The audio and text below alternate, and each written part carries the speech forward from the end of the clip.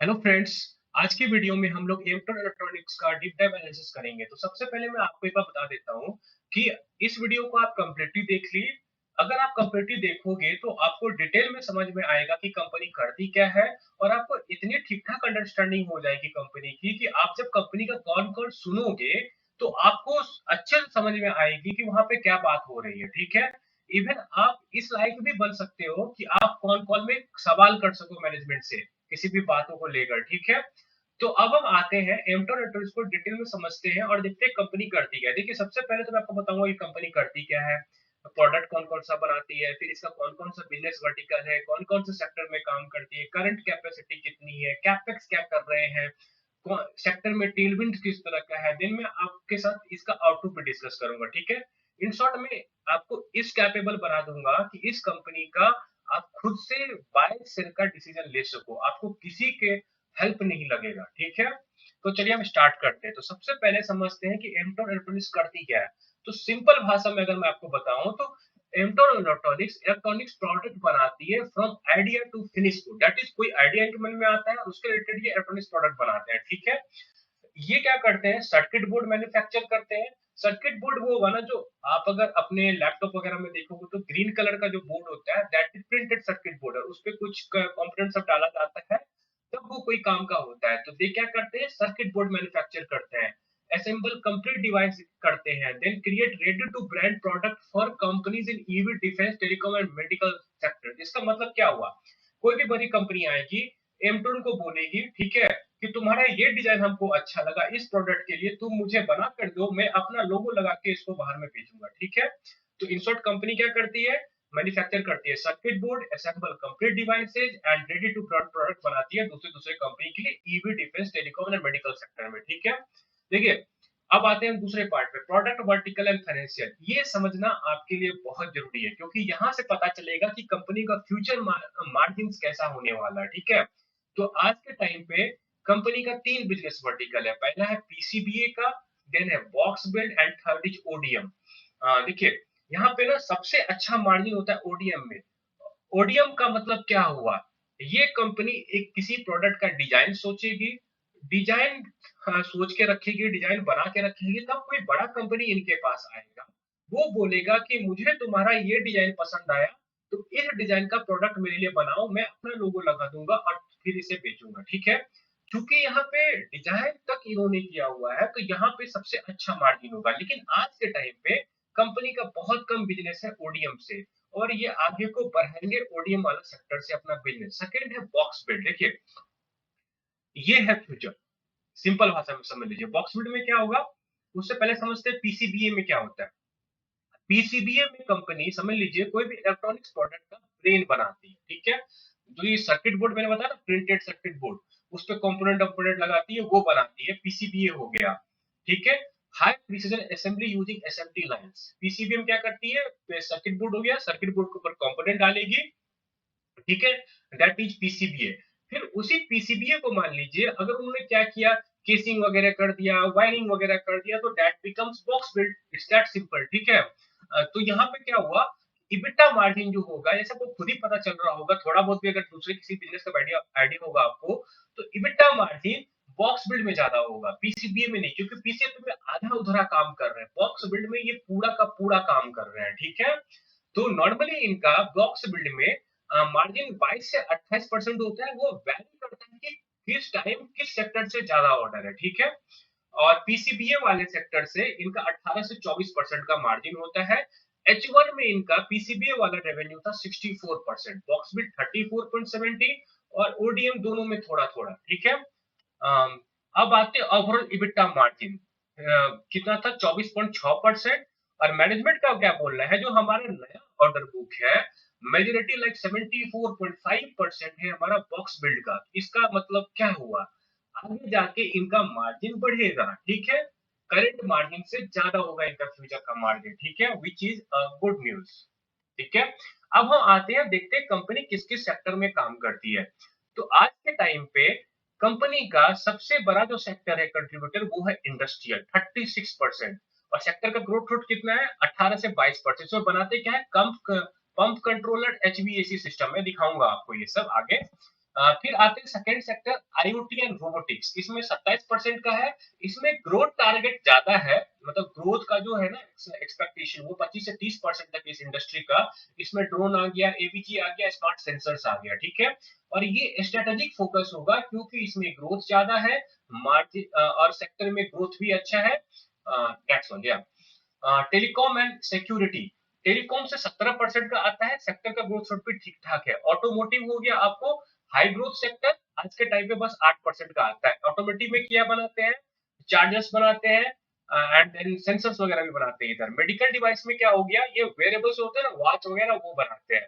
और medical devices में इनका जो मार्जिन है वो ठीक ठाक है, अच्छा मार्जिन होता है। आज के टाइम पे बिजनेस कम है, लेकिन फ्यूचर में कंपनी उसको बढ़ाने का कोशिश करेगी क्योंकि यहाँ से मार्जिन ज्यादा है। वेरेबल्स बनाते हैं, फिर आपको डेंटल का भी कुछ कुछ बनाते हैं, मैं आपको दिखाऊंगा फोटो आके। एरो एरोस्पेस एंड डिफेंस में ये कंपनी इमर्जिंग है, छोटा मोटा ऑर्डर मिला है इनको रिसेंटली। और ये प्रीमियम सेगमेंट है, यहाँ पे सबसे अच्छा मार्जिन होगा। यहाँ पे ये क्या करते हैं, मिलिट्री कम्युनिकेशन के डिवाइस में काम करते हैं, आई थिंक ड्रोन्स वगैरह भी बनाते हैं, एवियोनिक्स वगैरह में भी काम करते हैं, ठीक है।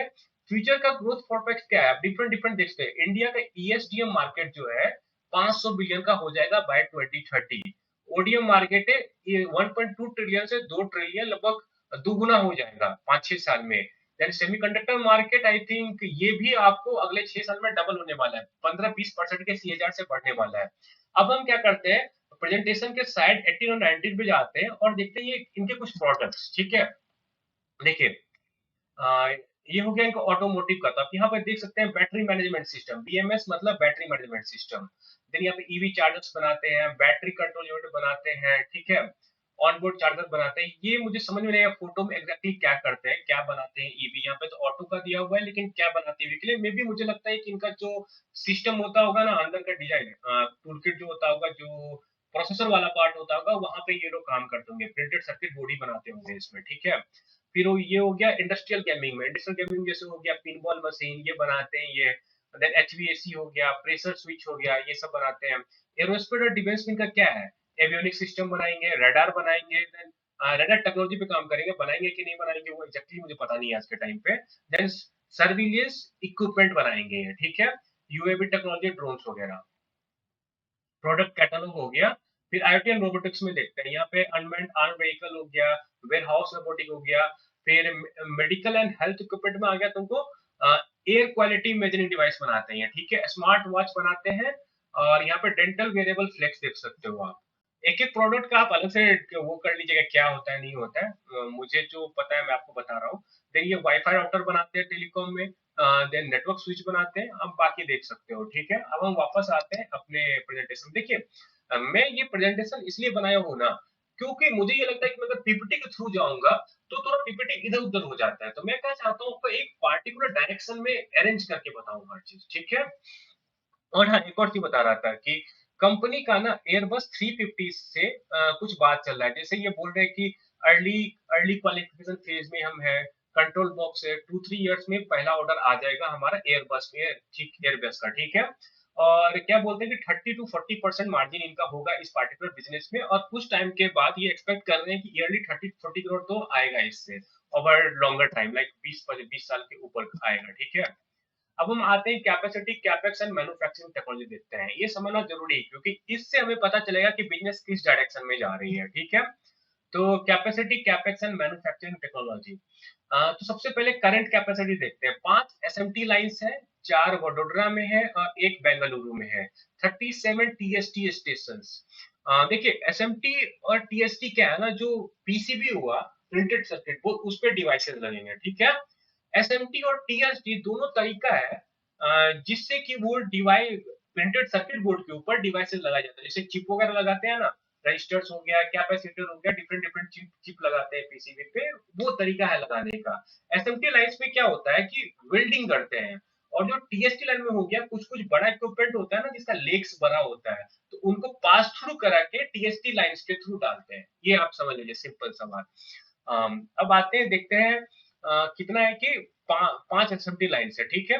तो इनका बोलना है कि जो हमारे पास करंट कैपेसिटी है उससे हम 400 से 500 करोड़ का रेवेन्यू कर सकते हैं, समथिंग लाइक 500 करोड़, ठीक है। कैपेक्स प्लान क्या है, ग्रीनफील्ड वडोदरा में 6 नया एसएमटी लाइंस ये डाल रहे हैं, 3 साल के ओवर में डालेंगे। और इनका बोलना था कि next year that is FY27 का जो दिसंबर वाला होगा ना, या तो Q3 दिसंबर में ये लोग पहला फेज रोल आउट कर देंगे, आई थिंक 1 एसएमटी लाइंस, या तो Q4 FY27 में। ठीक है, ये यहाँ पे इन्होंने क्लियर लिखा हुआ है, लेकिन इन्होंने दिसंबर मेंशन किया था, ये चीज आप याद रखिएगा। अब आते हैं, बहुत जगह आप सुनोगे ग्रीनफील्ड ब्रॉनफील्ड। ठीक है, ग्रीनफील्ड ब्रॉनफील्ड का क्या मतलब होता है? ग्रीनफील्ड का सिंपल मतलब हुआ कि वो नया से लैंड लेंगे, फिर वहां पे नया प्लांट बनाएंगे फ्रॉम स्क्रैच। ठीक है, ये बेटर होता है लॉन्ग टर्म के लिए। और दूसरा जो है आपको ब्रॉनफील्ड एक्सपेंशन, ये क्या हुआ, ब्रॉनफील्ड एक्सपेंशन की जो करंट उनका मैन्युफैक्चरिंग फैसिलिटी है ना, उसको वो थोड़ा एक्सपैंड करेंगे। ठीक है, और ये एसएमटी वर्सेस टीएसटी तो मैं आपको ऑलरेडी बता चुका हूँ। जैसे अब यहाँ क्लियर दिस तो ग्लू ऑन टॉप। ठीक है, और ये हो गया स्यू थ्रू, मतलब इसमें जो बड़ा बड़ा लेक्स वाला इक्विपमेंट होता है उसको पीछे डालते हैं छेद के थ्रू, और तब उसको सील्ड करते हैं। ठीक है, इन समरी देख लीजिए, SMT fast small placed on board, और ये strong large placed through the board. ठीक है, दोनों का अलग अलग काम है। अब हम इनका ऑर्डर बुक डिटेल में आते हैं। कंपनी का आज के टाइम पे ऑर्डर बुक है 464 करोड़ का एज ऑन September 30, 2025, और उसके बाद तो कंपनी का आई डोंट थिंक कि कोई नोटिफिकेशन आया है, तो मैं कह नहीं सकता हूँ। और और ये जो ग्रोथ है ना, ईयर ऑन ईयर 3x का है। ठीक है, three actually year in 3x का नहीं है, 3x of entire FY25 revenue, तो आप समझ सकते हो कितना ज्यादा ग्रोथ रेट है। और कंपनी का बोलना क्या था कि हमारा ऑर्डर पाइपलाइन जो है दैट इज उन्होंने बिड सबमिट किया है वो 800 करोड़ का किया है, और टिपिकल कन्वर्जन रेट बिटवीन 20 से 30% का है।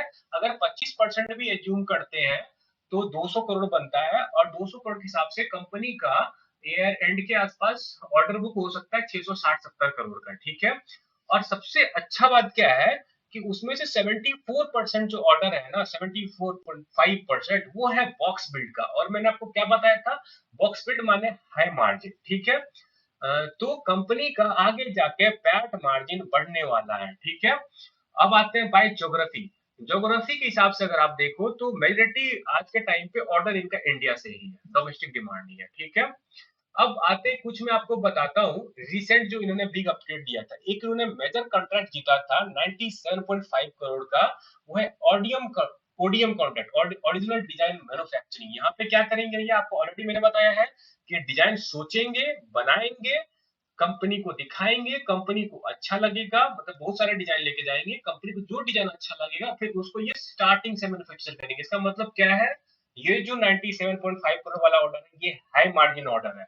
ठीक है, और फिर उन्होंने क्या किया, अचीव किया AS900 जो भी है, ये क्रूशल होता है air force, aerospace and defence like Airbus and Boeing के लिए। ठीक है, इसका काफी एडवांटेज है क्योंकि ये जो पूरा प्रोसेस है ना करने में 1 से 1.5 साल लग जाता है। तो फिर ये तो कुछ उतना। तो अब देखते हैं इनका डिफेंस ऑर्डर अपडेट क्या है इंडिया और यूएसए दोनों से। एक्चुअली इनका यूएसए एंड इंडिया दोनों जगह डिफेंस का काम चल रहा है। ठीक है, तो सबसे पहले देखते हैं यूएसए डिफेंस का क्या इनका बोलना है कि receive tooling and prototype order from Texas based military customer. तो ये क्या बोल रहे हैं कि प्रोटोटाइप ऑर्डर हमें मिला है मिलिट्री कस्टमर जो कि टेक्सास में, टेक्सास एक यूएसए का स्टेट है। एप्लीकेशन किस कहाँ पे होगा उसका, drone for naval and ground troop support. ठीक है, अब इंडियन डिफेंस पे आते हैं। इंडियन डिफेंस का इनका क्या बोलना है कि हमें नवरत्न पीएसयू जो है वहां से ऑर्डर मिला है, जो कि स्ट्रेटेजिक ऑर्डर है for military communication and radar system. Military communication radar system का उनको नवरत्न पीएसयू से ऑर्डर मिला है। Then emergency procurement supplied PCB for government of India emergency drone procurement. मतलब ये क्या बोल रहे हैं कि गवर्नमेंट ऑफ इंडिया के लिए पीसीबी वाला काम ये करेंगे इमरजेंसी ड्रोन के लिए। ठीक है, अब देखते हैं मैनेजमेंट से किसी ने पूछा था डिफेंस के बारे में कि आपका डिफेंस पे क्या टेक है स्पेशली इंडिया में, तो उन्होंने क्या बोला, हम कोई भी डिफेंस का बिजनेस नहीं करेंगे, करने का हम कुछ भी कर सकते हैं लेकिन मार्जिन भी तो होना चाहिए, तो हम हाई मार्जिन वाला बिजनेस देखेंगे, और वो हाई मार्जिन वाला बिजनेस इनके हिसाब से कंट्रोल बॉक्सेस वाला। ठीक है, तो अब हम देखते हैं सेक्टोरल अपडेट्स। तो देखिए सेक्टर में क्या क्या बड़ा अपडेट आया, जैसे बजट 2025-26 आया था ना, उसमें सरकार ने 2500 करोड़ का सेमीकंडक्टर प्रोजेक्ट बनाने के लिए दिया था। ठीक है, और देन आया है डिजाइन लिंक्ड इंसेंटिव, उसमें फंडिंग डबल करके 200 करोड़ कर दिया गया था। इवन पीएलआई स्कीम जो है, मैनेजमेंट का बोला था कि हम भी देख रहे हैं कि कैसे हम पीएलआई स्कीम का फायदा उठा सकते हैं, ठीक है। फिर उसके पास मैनेजमेंट क्या बोलती है कि strong push for localisation for defence and medtech. तो सरकार ने क्या बोला है डिफेंस कंपनी सबको कि तुम इंडिया में अपना कंपोनेंट मैन्युफैक्चर कराओ इन, ठीक है। तो इससे भी कंपनी को काफी फायदा हो सकता है फ्यूचर में। अब 10th पॉइंट पे आते हैं जो कि है barrier to entry. Barrier to entry में जो ये सर्टिफिकेशन उन्होंने दो यहाँ पे देख रहे हैं ना किया है, ठीक है। इसका क्वालिफिकेशन ही करने में आपको लग जाता है 12+ मंथ्स का, ठीक है। ओडीएम कैपेबिलिटीज जो हो गया इनका, तो इनका जो ओडीएम कैपेबिलिटीज है ना, उनसे इनका क्लाइंट के साथ स्टिकीनेस बढ़ता है, ठीक है। कस्टमर ट्रस्ट क्या होता है ना कि जैसे ये सेक्टर में काम करते हैं, उनसे कस्टमर का ट्रस्ट एक बार जीत लेना होता है ना, पर आप जीत लिए तो उतना आसान नहीं होता है, फिर वहां से स्टिकीनेस हो जाता है कस्टमर के साथ। देन कंपटीशन पे मैनेजमेंट का क्या व्यू है, ठीक है। सबसे पहले मैनेजमेंट क्या बोलती है कि जो हमारा जो इंडिया का टैलेंट है ना, विथ अमेरिकन क्वालिटी स्टैंडर्ड, ये हमारा सबसे बड़ा चीज है, ठीक है। और ये क्या बोलते हैं कि हम जो है ना चाइनीज सस्ता माल नहीं लेते हैं, हम यूज करते हैं जापानीज अच्छा माल जिनका कॉस्ट बहुत ज्यादा होता है कंपेयर टू चाइनीज। तो हमारा अमेरिकन स्टैंडर्ड होता है विथ इंडियन टैलेंट, ठीक है। अब हम देखते हैं सेक्टरल का, इस सेक्टर में टेलविंड्स क्या क्या है। एक तो सबसे बड़ा बात चाइना प्लस वन, कि लोग ना चाइना पे से, डिफरेंट डिफरेंट कंट्री चाइना पे से अपना डिपेंडेंसी हटाना चाहती है, राइट। तो उस वजह से क्या है, स्पेशली यूरोपियन एंड आपको जो यूएस हो गई, तो इंडिया को काफी एडवांटेज देती है। वैसे अभी तो टैरिफ लेके थोड़ा इशू चल रहा है, पर मुझे लगता है कुछ दिन में शॉर्ट हो जाएगा यूएस के साथ, तो फिर कंपनीज को बहुत एडवांटेज होने वाला है। सेकंड क्या है, डिफेंस का जो अपना ही देश में काम होगा उससे काफी फायदा होने वाला है, जो मैं ऑलरेडी बता चुका हूँ। EV transition, IoT and AI बूम्स, ये सब सेक्टर में टेलविंड्स चल रहा है, जिन सेक्टर्स में कंपनी अपना डिवाइस बनाती है, तो आप समझ सकते हो कितना अच्छा फायदा होने वाला है। फिर रिस्क टू मॉनिटर क्या है, वही जो तारीफ वारीफ वाला इशू है, सप्लाई चेन डिस्टर्बेंस, क्योंकि कंपनी अपना रॉ मटेरियल चाइना से मंगाती है, तो बाहर से मंगाती है, चाइना से मंगाती है, तो दिक्कत हो सकता है कुछ, ठीक है। सेमीकंडक्टर का शॉर्टेज हो जाए कहीं पे। और एक और रिस्क जो है क्लाइंट कंसल्टेशन, आप देखोगे 460 करोड़ के आसपास का ऑर्डर, जिसमें 97 करोड़ बस एक यूएस कंपनी से आया है ओडीएम का। तो 25% हो जाता है, तो आप समझ रहे हो क्लाइंट कंसल्टेशन कितना ज्यादा है। फिर हो गया एक आता है कि जो ग्रीनफील्ड वाला इनका प्लांट बन रहा है ना वडोदरा में, उसका रैंप अप को आप मॉनिटर करो, ठीक है। अब आते हैं, देखते हैं आउटलुक। आउटलुक पे तो मैनेजमेंट हमेशा बोलती है कि हम 40 से 50% से ग्रो करेंगे अगले 3 से 5 साल तक। एबिटा मार्जिन एक्सपेक्टेड है 20+%। Moving from pure manufacture global to a global product engineering solution provider. Manufacturing नहीं, बेसिकली ओडीएम वाला जो बात बोल रहे हैं ना, वही चीज है ये, ठीक है। तो आउटलुक में क्या हुआ, 50% बोल रहे हैं, ये 40 से 50% 2-3 साल तक इबिटा मार्जिन हमारा इंप्रूव करेगा। एमट्रोन का 50 5 पॉइंट ग्रोथ स्ट्रेटेजी का क्या है, तो पहला है कि मॉडल अपग्रेड, पीसीबीए से बॉक्सबुक में जाएंगे, मार्जिन इंप्रूव होगा, प्रॉफिट मार्जिन बढ़ेगा, एंड ओडीएम का भी कंट्रीब्यूशन बढ़ाएंगे। फिर क्या है, कैपेसिटी डबलिंग बोल रहे हैं, जैसे पहले 5 एसएमटी लाइन था, अब 6 नया जोड़ रहे हैं, और बोल रहे हैं कि उसके बाद हमारा कैपेसिटी हो जाएगा 1,000 करोड़ पर ईयर करने का। जोग्राफिकल एक्सपेंशन, कंपनी आपको मतलब यूरोप वगैरह में भी देख रही है, यूरोप में, जर्मनी में, ठीक है। उससे जर्मनी तो यूरोप में ही आता है। देन सेक्टर में क्या बोलिए, अपना फोकस सेक्टर थोड़ा डाइवर्स करेगी, जैसे आज के टाइम पे ये ईवी सेक्टर में जाएंगे जहां पे इनको हाई मार्जिन मिलने वाला है, हाई ग्रोथ सेक्टर में ये जाना चाहती है, जैसे एआईआरटी वाला सेक्टर हो गया, आपको एरो स्पेस हो गया, ये सब सेक्टर में कंपनी जाना चाहती है। और पांचवा क्या है, कंपनी ढूंढ रही है इनऑर्गेनिक एक्विजिशन, जो छोटे छोटे कंपनीज होते हैं ना जिनमें इनको फायदा दिखेगा उनको ये एक्वायर करेंगे, ठीक है, फ्यूचर में। अब हम लास्ट पॉइंट में आते हैं। मैं अपना आउटलुक कैलकुलेट करके आपको बताऊंगा, जो मैनेजमेंट ने गाइडेंस दिया है उस हिसाब से मैं कुछ कैलकुलेट करूंगा, आपको बताऊंगा कंपनी का फॉरवर्ड पी कैसा दिखता है, सस्ता दिखता है कि महंगा दिखता है। देखिए, सबसे पहले बात हम ये देखते हैं मैनेजमेंट ने क्या बोला है, एक बार 26 में 270 करोड़ से 280 करोड़ का हम रेवेन्यू करेंगे, तो H2 में समथिंग अराउंड 160 से 170 करोड़ ये करेंगे, ठीक है। और पैट मार्जिन इनका बोला था 15 ± 2%, लेकिन मुझे नहीं लगता है कि -2% जाएगा, ये +1 या 2% ही जाएगा, क्योंकि मैं सिंपल सा बताता हूँ। मैनेजमेंट का ये भी बोलना था कि हमारा बॉक्स बिल्ड का कंट्रीब्यूशन बढ़ेगा, वो हायर मार्जिन है, तो पैट मार्जिन ज्यादा होगा। तो मैंने क्या किया, लोअर मार्जिन ले लिया, 160 करोड़ का 15% निकाल दिया और 117 करोड़ का 17% निकाल दिया। तो समवेयर इनका पैट H2 का जो है वो 24 से 29 करोड़ के बीच में लाई करेगा और फॉरवर्ड पी 34 से 35 करोड़ के आसपास। ठीक है, तो क्या कंपनी महंगा है? मुझे नहीं लगता। अगर कंपनी 50% से ऊपर से ग्रो करे, एक्चुअली 70-80% से ग्रो कर रहे हैं, ठीक है, तो सस्ता तो नहीं है, सॉरी महंगा तो नहीं है। और एक कंपनी जो जो सेक्टर में काम कर रही है वो भी तो देखिए ना, सेक्टर भी तो डिमांड में है ना काफी आज के टाइम पे। फिर मैंने FY 27 का कैलकुलेशन किया। FY 27 का कैलकुलेट करने के लिए मैंने क्या किया, कंपनी बोलती है 40 से 50%, लेकिन मैंने क्या किया, बस 45% ले लिया, ताकि दोनों का एवरेज और कैलकुलेट कर दिया। तो उस हिसाब से रेवेन्यू इतना बनता है, 15% के मार्जिन के हिसाब से पैट बनेगा इतना, 17% मार्जिन के हिसाब से पैट बनेगा इतना। ठीक है, और पी होगा 25 से 23, 23.8, तो लगभग 24-25 का पी होगा FY 27 में, कंपनी जो बोल रही है उसके हिसाब से। More likely PAT margin improve ही होगा, क्योंकि बॉक्स बिल्ड का कंट्रीब्यूशन आगे बढ़ने वाला है। और फिर एक मेरा कैलकुलेशन है, मैं कैलकुलेट कर रहा हूं कि कंपनी कितना का रेवेन्यू कर सकती है। मुझे लगता है 500 करोड़ कंपनी कर सकती है, मैं बताता हूँ क्यों। कंपनी का आज का ऑर्डर बुक है 460 करोड़ का, ठीक है। कंपनी का 800 करोड़ का ऑर्डर पाइपलाइन है, 25 से 30% कन्वर्जन होगा वहां से, ठीक है। तो उस हिसाब से 25% ही लेते हैं तो 200 करोड़ का बनता है, तो 660 करोड़ हुआ। 160 करोड़ का ये अभी करेंगे, 160-70 का, तो बचता है 500 करोड़ अगले ईयर के लिए। और आप ये जो करो, अगले ईयर उनको प्रोजेक्ट ही नहीं मिलेगा, उनका नया एसएमटी लाइन जो बना रहे 500 करोड़ का, उनको दिख रहा है कि हमें ऑर्डर फ्यूचर में मिलने वाला है। उस हिसाब से मैंने कैलकुलेट किया, तो मुझे लगता है 500 करोड़ वो कर सकते हैं। Maybe I am bullish.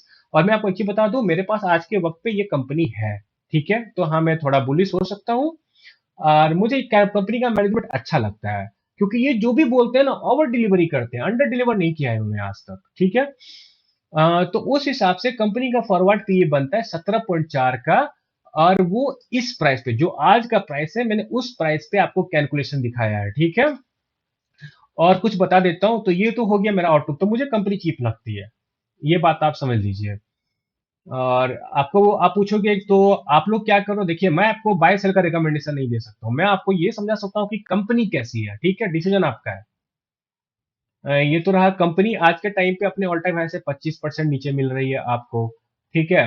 ये सब मुझे कोई सेंस का लगता नहीं है, क्योंकि पास्ट देख के हम क्या करेंगे, हमें तो फ्यूचर देखना है ना।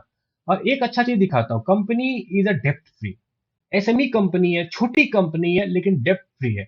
ये मुझे बहुत अच्छा लगता है। इनका मैनेजमेंट कभी ये बोलना था कि हम डेप्ट लेना नहीं चाहते हैं, इवन इन्होंने प्रीफरेंशियल किया था।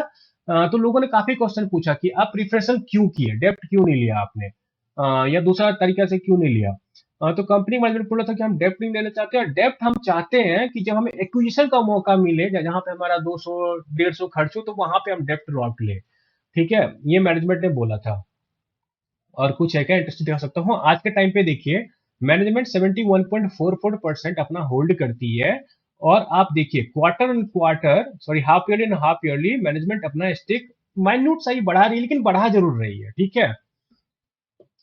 और ये रहा पब्लिक होल्डिंग। तो बेसिकली मेरा ये कहना है कि कंपनी आज के टाइम पे मुझे लुक्रेटिव लगती है। आप अपना डिसीजन खुद सोच समझ के लीजिएगा। कंपनी का मैनेजमेंट बहुत तगड़ा है, ठीक है। और मैं कंक्लूड करने के लिए बोलूंगा आपको कि कंपनी अच्छी है। आप खुद का भी एनालिसिस कर लीजिएगा, उसके बाद ही कुछ डिसीजन लीजिएगा। और अगर आपको मेरा वीडियो अच्छा लगे तो प्लीज लाइक कीजिए, शेयर कीजिए, सब्सक्राइब कीजिए। Help me grow. Thank you.